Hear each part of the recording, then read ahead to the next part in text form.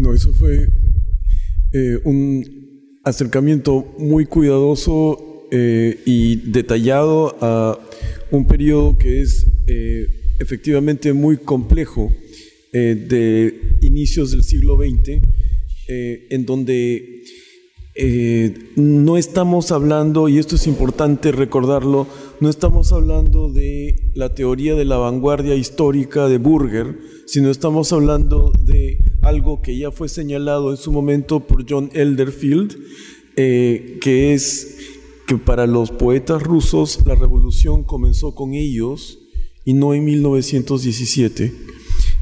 Esto es un aspecto del pensamiento de los poetas rusos que es muy importante recordar.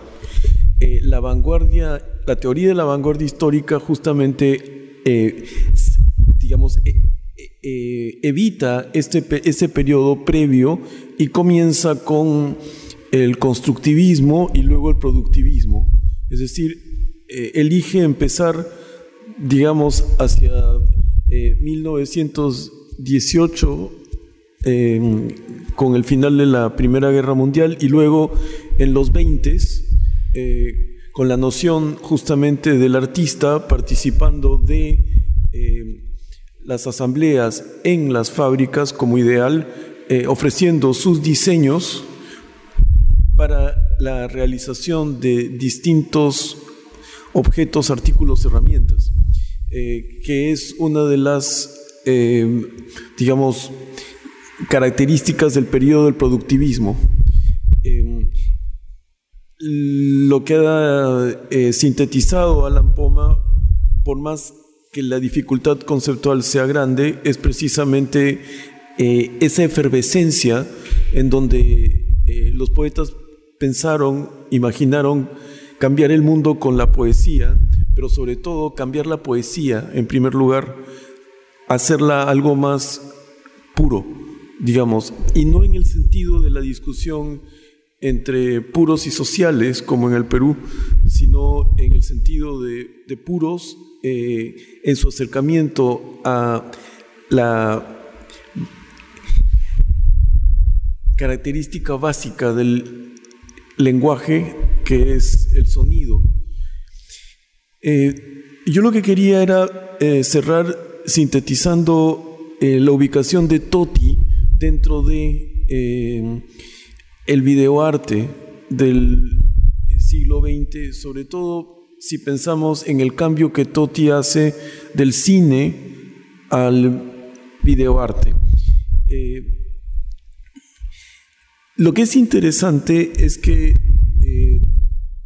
Toti elige una vía por la cual la imagen es moldeada mediante el dispositivo del Squeeze-Zoom. Estoy regresando otra vez a la obra Squeeze-Ange-Zaum. La imagen es modelada, digamos, una y otra vez en el tiempo que podríamos llamar el tiempo de la videografía. Es decir, así como podríamos decir que en una obra de video un videoartista va escribiendo su obra, en el caso de Toti esa escritura sería justamente una aseveración, una afirmación de que la imagen puede ser cambiada una y otra vez, y en el cambio de la imagen se genera la videografía que le interesa a él, que es una videografía esencialmente basada en las transformaciones. Esas transformaciones, se las señalé brevemente, están asociadas a la creación de múltiples planos, muchas veces también de la distensión de lo que sería lo que uno ve en la pantalla, de manera que hablando casi en términos vulgares, uno puede ver cómo la pantalla se hincha o se infla al punto que la imagen pareciera estar próxima a estallar. En esa circunstancia es que la videografía, que podríamos asociar a Totti, es decir, su escritura en video, acompañada de lo que sería su voz en off continuamente y la música, va generando un texto que es un texto cruzado de sonidos, imágenes, pero sobre todo de experiencia de cambio, de una experiencia de que las cosas no tienen una forma fija y que pueden transformarse constantemente. De manera que la experiencia artística en el tiempo, es decir, aquella que está asociada al videoópera, es una experiencia en la que en muchos aspectos uno podría decir que no pasa nada en el sentido narrativo, pero lo que está pasando es todo en un sentido que podríamos llamar de aprehensión de cuál es nuestra propia posición frente a la obra de arte, por un lado, y también cuál es nuestra propia posición frente a la imagen, si es que ésta nos elude. Es decir, si la imagen está escapando constantemente, y en ese sentido uno puede incluso entender mejor aquellas imágenes que son anclajes históricos asociadas o provenientes de la filmografía rusa y la filmografía soviética. Una vez más hago la diferencia. Esos momentos de anclaje históricos se van desintegrando y lo que va quedando es una suerte de ilusión, digo ilusión, de un eterno presente. Porque hay un aspecto que es interesante y que podría asociarse a la manera de verse a sí mismo como futuriano de Krušenik. Y Krušenik justamente desearía abandonar el tiempo en el sentido de pasado, presente y futuro. Es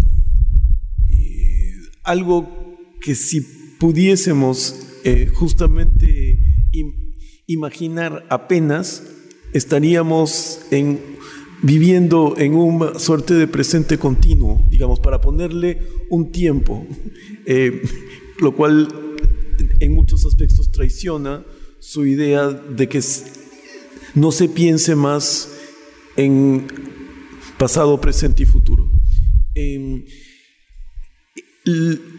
Ninguno de los videoartistas del momento en que Totti está creando se acerca de la misma manera a la creación con el video.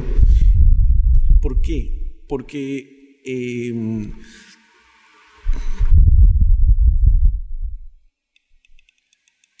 creo que, sin temor a equivocarme, podría decir que Totti es de los pocos que piensa que las herramientas que ofrecen las tecnologías y sobre todo los nuevos softwares constantemente están ampliando el lenguaje en un sentido en que uno puede crear o generar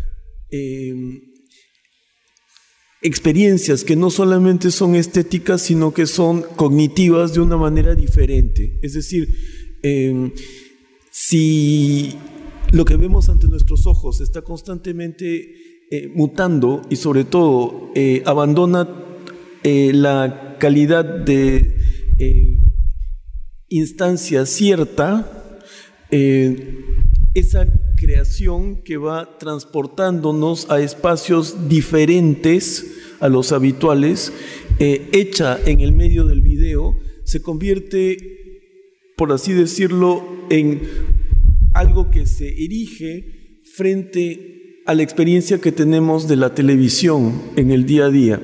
La relación del videoarte con la televisión es particularmente interesante en ese momento. La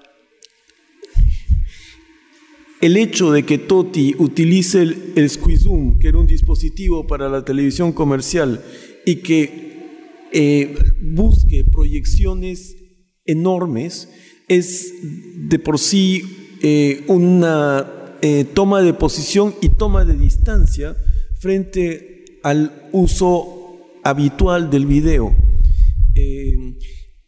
La obra de arte total, que es a lo que aspira Toti, tiene que ser completamente distinta de la experiencia que uno tiene a través de la pantalla del televisor, aunque se valga de elementos y dispositivos que vienen de la televisión.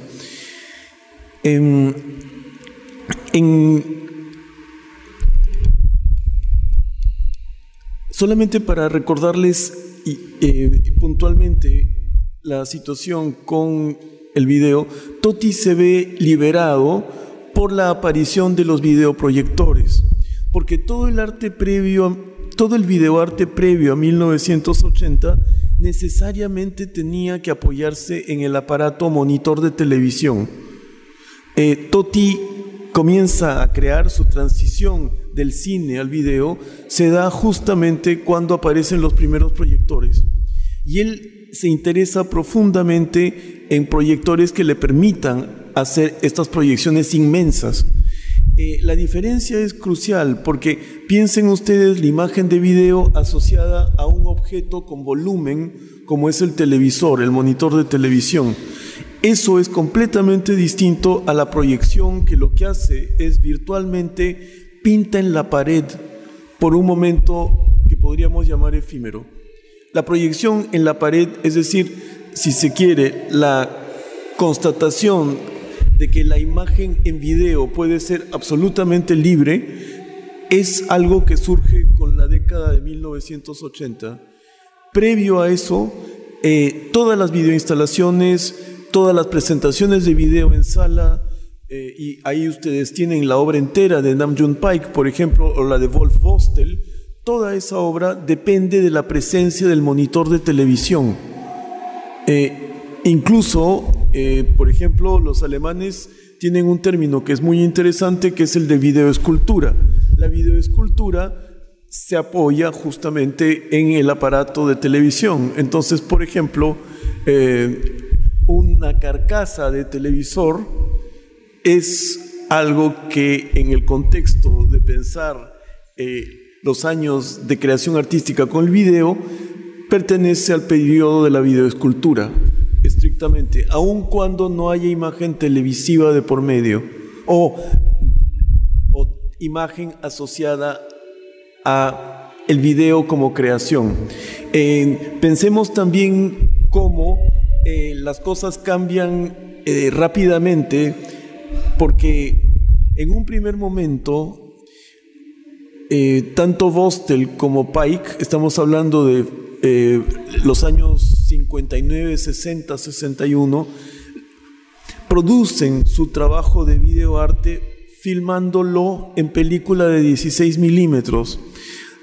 ¿A qué me refiero con esto? Me refiero a que las manipulaciones que hacen ellos con las imágenes televisivas, sea con electroimanes o simplemente con alteraciones constantes del marco imagen televisiva, es decir, impidiendo, si se quiere, una visualización correcta de la imagen televisiva, todo eso está registrado en película de 16 milímetros y se conserva como tal.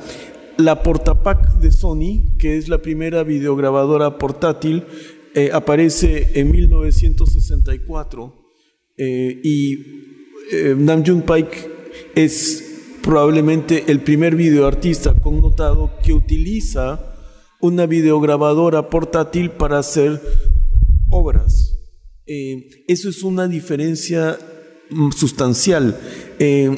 Y en esa época el contexto económico en el que uno se hallaba era particularmente importante. Es decir, Nam June Paik se compra su Portapak gracias a una financiación que recibe de una fundación norteamericana. Wolf Vostell, que vivía en Alemania, no pudo acceder a una Portapak hasta principios de los años 70, hasta 1969-1970.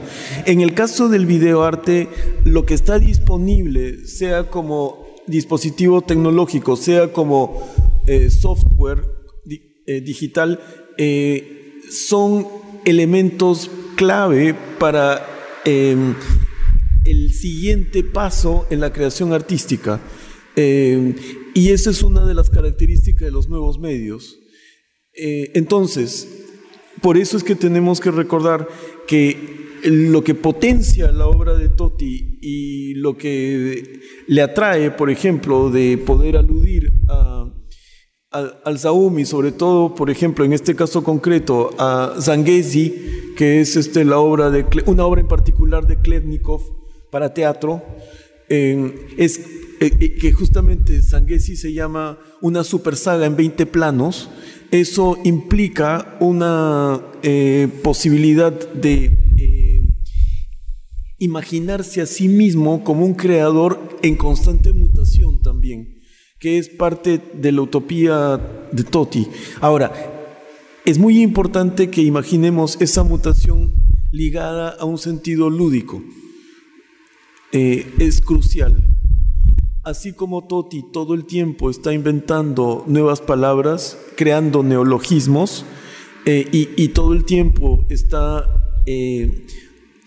transformando la lengua italiana de la que se vale en un lenguaje que habría que llamar totiano, yo creo que él se está transformando constantemente en un sujeto que, digamos, ve el marxismo como una posibilidad de expansión constante a su propia naturaleza de investigador intelectual y cultural, al punto que comienza a identificar mucho más agudamente un ideal en el que, por ejemplo, pensadores de distintas partes del mundo, como Gramsci y Mariátegui, pueden encontrarse y proveer un ideal nuevo para la sociedad.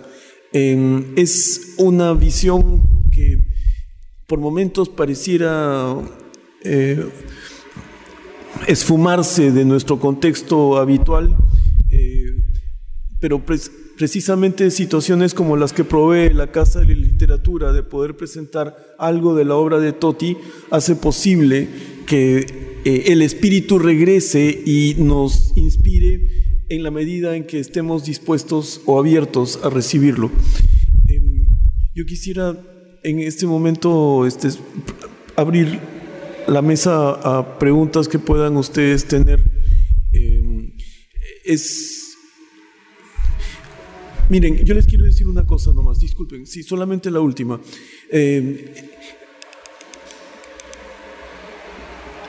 Tal vez dentro de poco podamos volver a presentar nuevamente las películas. Estoy seguro que en ese momento les debe haber parecido muy, muy raro que tengamos esta conversación sin proyección de película, pero lo que ocurre es que la película, una vez proyectada, tiene un efecto tan fuerte que es muy difícil iniciar discusiones como las posibles a partir de presentaciones como la de Alan Poma, inmediatamente después de una película de Toti. Hay un grado en que son creaciones muy densas y pueden ser avasalladoras también. Así es que les prometo que les tendremos al tanto la próxima vez que proyectemos para que ustedes puedan venir a ver Squeeze and Gesaum. Sí. Sí.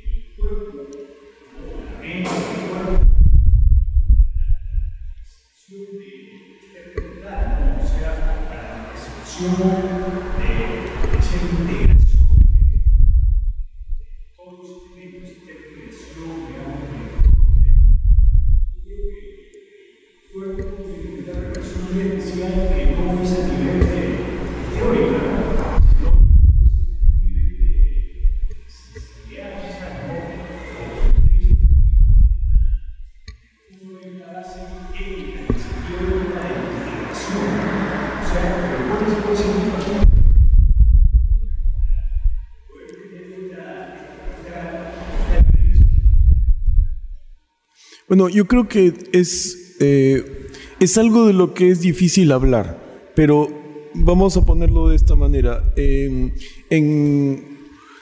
muchos sentidos, la transformación increyendo de la imagen en términos de dislocarla del eje de lectura habitual, por ejemplo, la imagen de noticiero, a una imagen que está dando vueltas sobre sí misma y adoptando formas que parecen salirse de la pantalla, es una experiencia que yo diría fuertemente asociada a los límites del cuerpo. Es decir, desde otro ángulo, a mí me parece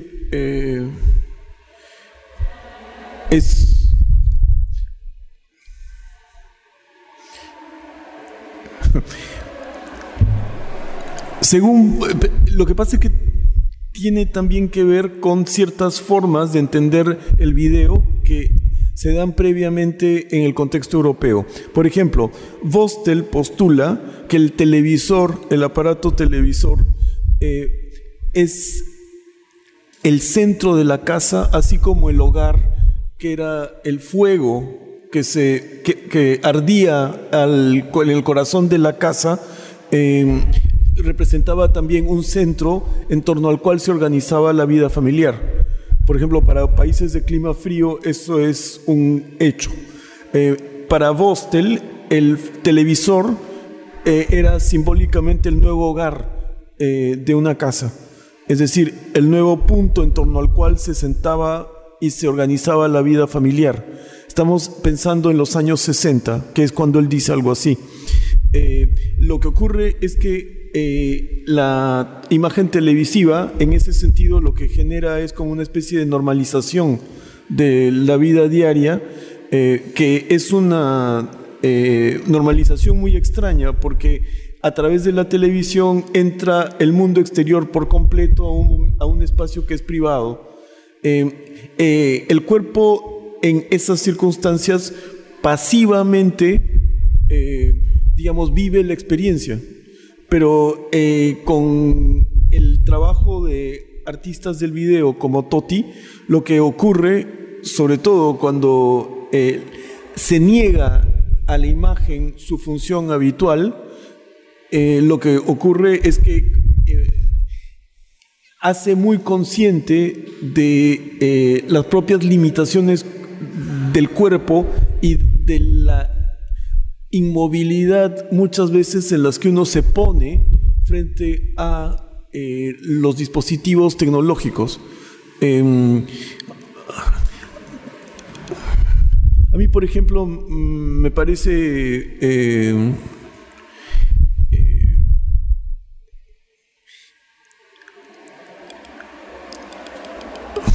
Videodrome es de Cronenberg. Sí. No sé si ustedes han visto la película Videodrome de Cronenberg. Sí, Cronenberg es un cineasta que está muy interesado en las mutaciones del cuerpo. Por ejemplo, parte del sentido del horror que viene con sus películas viene de una narrativa en donde la mutación del cuerpo es algo que desarticula los parámetros habituales de existir. Y hay una película en concreto que se llama Videodrome o Videódromo, en donde hay una conexión muy particular entre lo que la imagen televisiva o lo que el aparato televisor presenta como imagen y la existencia rutinaria cotidiana que se ve rota por justamente esa irrupción. El asunto con el videoarte de Toti es como si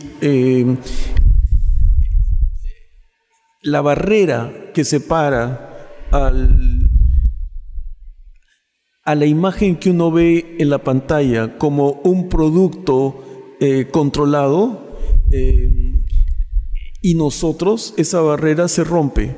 Y entonces lo que sucede es que uno comienza a percibir las imágenes que produce Totti como una suerte de descontrol. Y cuando las imágenes se prolongan, que es algo con lo que le gusta mucho jugar a Totti, surgen sensaciones justamente de incomodidad, de desagrado, y también, ¿por qué no decirlo?, hasta un poco de temor, de situaciones en las que hay una acumulación de efectos que hacen sentir lo que es una mente asociada a un cuerpo. Nos regresan la mente al cuerpo de alguna manera. Sí, incomodidad, desagrado y temor son experiencias psicológicas, pero que se viven en relación fundamentalmente al cuerpo. Y eso, creo yo, es lo que está presente en pasajes muy intensos de la obra de Totti. El cuerpo no está ausente, el cuerpo está bien presente. Y creo que no necesita uno una experiencia, digamos, una preparación previa. Yo creo que es algo que ocurre de una manera distinta a la manera en que el cine en la actualidad nos tiene acostumbrados a las escenas ultra rápidas. En el cine de acción todo es aceleradísimo en la actualidad. Es tan acelerado que con las justas puede uno casi leer la imagen. En una cuestión de microsegundos las cosas están a un ritmo que resulta muy difícil de asir y sobre todo de disfrutar en términos de la imagen y más bien de sí disfrutar en términos de la velocidad. O sea, hay un sentido en que el futurismo nos ha dejado un legado insospechado, que es una fe en la tecnología y un placer asociado a la velocidad, un placer estético asociado a la velocidad. Solo que los futuristas nunca imaginaron que iba a haber un cine como Rápidos y Furiosos o como... Es decir, eso es real. No pudieron imaginarse ni por asomo algo así. Pero el placer en la velocidad, el placer estético en la velocidad, creo que hay que reconocerlo como una herencia futurista. Sí. ¿Quisieras tú decir algo al respecto, a lo del cuerpo? ¿Del cuerpo? Sí. No, me parece muy interesante la pregunta porque es muy difícil. No sé cómo... O sea, pienso en la imagen, pienso, digamos, en el concepto de obra de arte total, quizá más wagneriana, ¿no? Y, digamos, dentro de un sentido de teatro, ¿no? Pues el cuerpo es muy importante. Pero cuando, digamos... Para hablar, digamos, en términos de Willem Flusser, ¿no? Cuando hablamos de imágenes técnicas, ¿no? Y más que son como de video, pues, yo no sé muy bien qué cuerpo hay detrás de eso.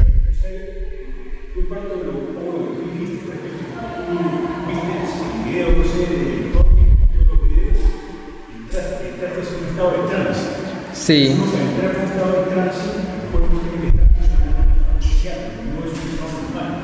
Pero yo creo que por ese sentido, realmente uno para tratar en toda la situación de esto, tiene que entender, digamos, el cuerpo, la mente, tiene que entender cierto tipo de operaciones. Yo creo que todo el mundo va a entrar en estado de trance y no todo el mundo lo va a apreciar. Ajá. O sea, me refiero a ese sentido, es como cuando tú hablas, ¿no?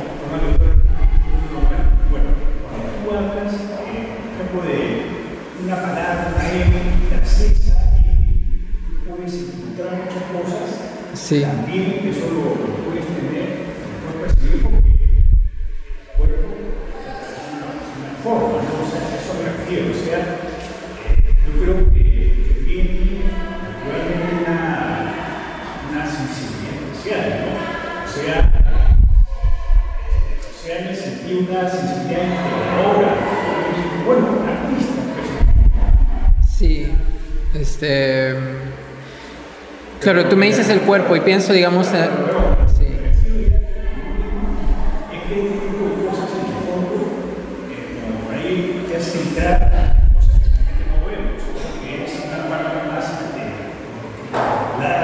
atómica, ¿no? Que se puede llegar un cuerpo preparado a tener esas imágenes, no necesita llegar, tú mismo lo puedes editar, o sea, teniendo una relación de los estímulos, ¿no? Entonces, eso es lo que pregunto de que hay algo que tiene una forma que tiene que estar funcionando la mente, digamos, para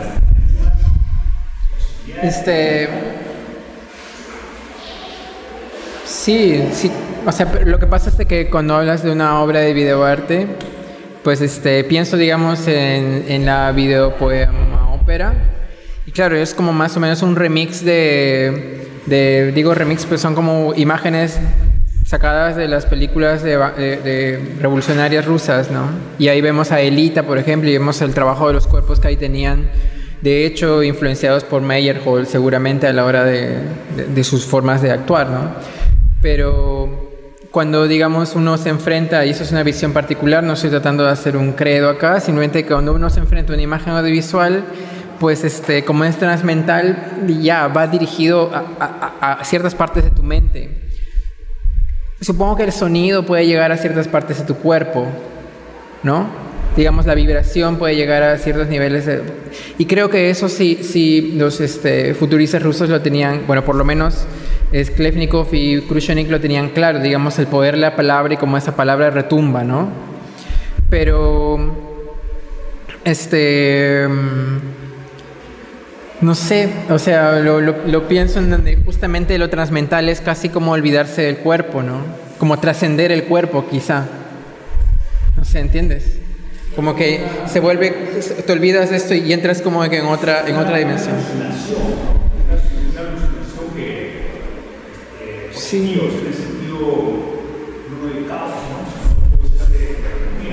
Sí, digamos, gente que trabaja meditación trascendental, pues justamente es eso, ¿no? O sea, el cuerpo es un medio para no tenerlo, quizá, para no depender de él. No sé. O sea, me estoy yendo en flores ya muy grandes, pero está bien.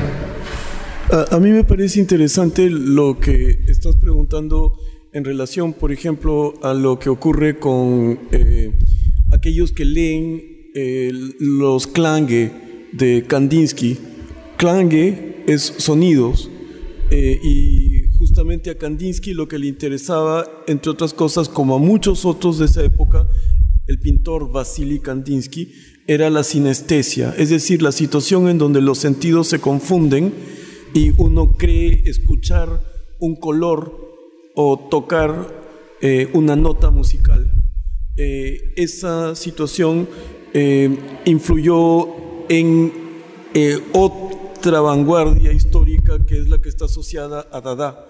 Y creo que hay un caso muy concreto en donde el cuerpo tiene esa presencia de la que tú hablas, y es cuando en una de sus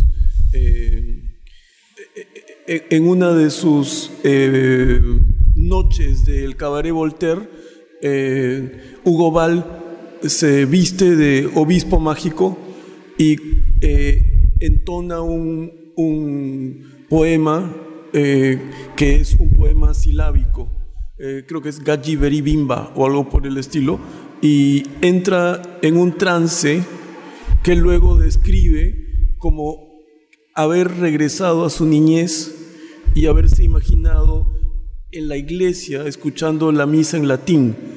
Esa noche lo tuvieron que sacar cargado del escenario porque el cuerpo se le detuvo. Él estaba en otro tiempo, en otro espacio, y su cuerpo estaba en el Cabaret Voltaire. Es parte de los diarios de Ball, pero creo que es una experiencia muy distinta porque ahí lo que estamos hablando es de poesía sonora. Si bien lo escribían, esencialmente es poesía sonora. A mí me parece que los rusos tenían una fe cientificista absoluta.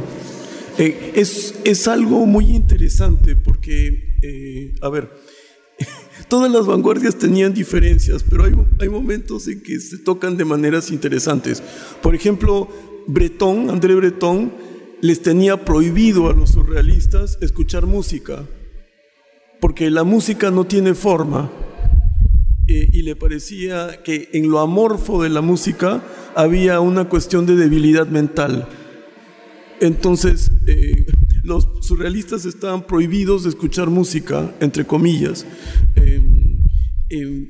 Pero lo que es interesante es que Breton estaba fascinado con todo lo que era paranormal, no porque fuese algo, digamos, sobrenatural, sino porque él pensaba que con el tiempo íbamos a descubrir las razones materialistas para cada una de estas situaciones, como la telepatía o la levitación o lo que fuera. Para Breton todo iba a tener en el futuro, cuando la ciencia estuviese más avanzada, una explicación científica, solamente que no habíamos llegado a ese punto de nuestra comprensión de la materia.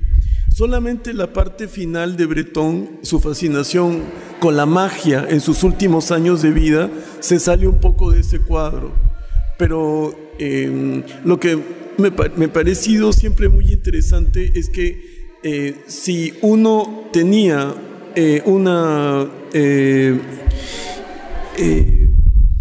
vamos a ponerlo así, la radicalidad de las cosas muchas veces implica para todos estos vanguardistas de principios del siglo XX un deseo de hallar leyes que expliquen el mundo e incluso leyes que puedan regir en el espacio de la creación artística, de la misma manera que, por ejemplo, Mendeleev, como dijo Alan, había predicho la existencia de elementos